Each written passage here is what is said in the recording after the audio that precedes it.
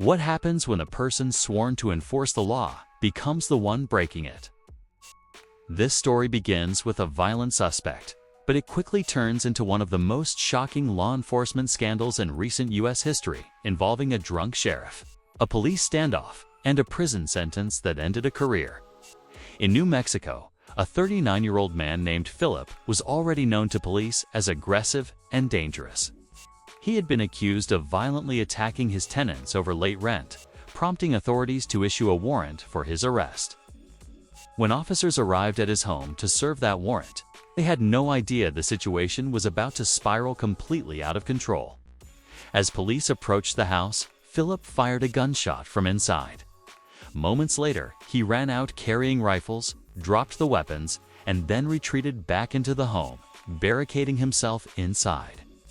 This instantly escalated the situation into a full-scale standoff, with officers securing the area and preparing for a potentially deadly encounter.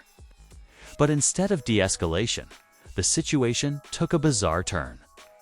Philip made a phone call, not to a lawyer, not to a negotiator, but to a personal friend, Arriba County Sheriff James Lujan. What happened next stunned everyone at the scene. Sheriff Lujan showed up in person.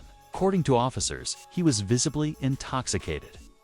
He smelled of alcohol, struggled to maintain composure, and attempted to assert authority over the operation. He told officers to stand down and claimed he would take control of the standoff himself.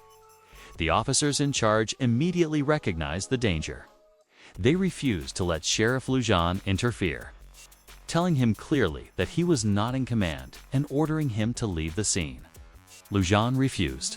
Despite being drunk, despite having no operational authority, he stayed and continued inserting himself into an active police standoff. As tension mounted, Sheriff Lujan attempted to convince police that the suspect was no longer inside the home. He showed the police chief text messages he claimed were from Philip, saying he had already left. The chief did not believe him. Officers suspected the sheriff was lying in an attempt to protect his friend and derail the operation. Eventually, after hours of tension, Philip surrendered peacefully and was taken into custody. The immediate threat was over, but the consequences were just beginning. Investigators quickly began examining Sheriff Lujan's actions at the scene. As they dug deeper, they uncovered a disturbing history between Lujan and Philip that stretched back several years. In 2017, Philip had led police on a high-speed chase. Instead of helping officers arrest him, Sheriff Lujan intervened. He personally drove Philip away from law enforcement and took him to his father's house to hide. That decision allowed Philip to avoid arrest entirely at the time.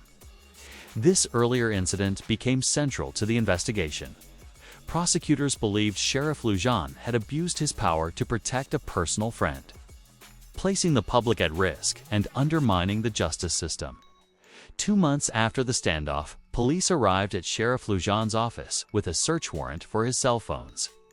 Investigators believed the devices contained evidence related to obstruction and the earlier cover-up.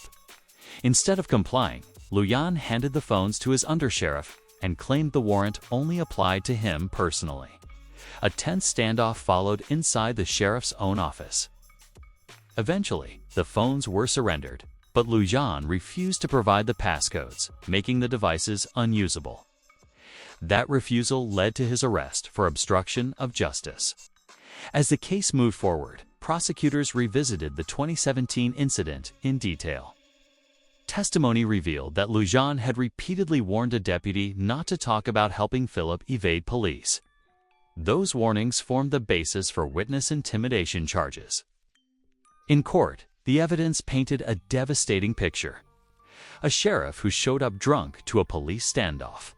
A lawman who tried to mislead officers during a dangerous situation. And an elected official who helped a fugitive escape justice and then tried to cover it up. In December 2021, a jury found James Lujan guilty on 2 felony counts, aiding a felon and intimidating a witness.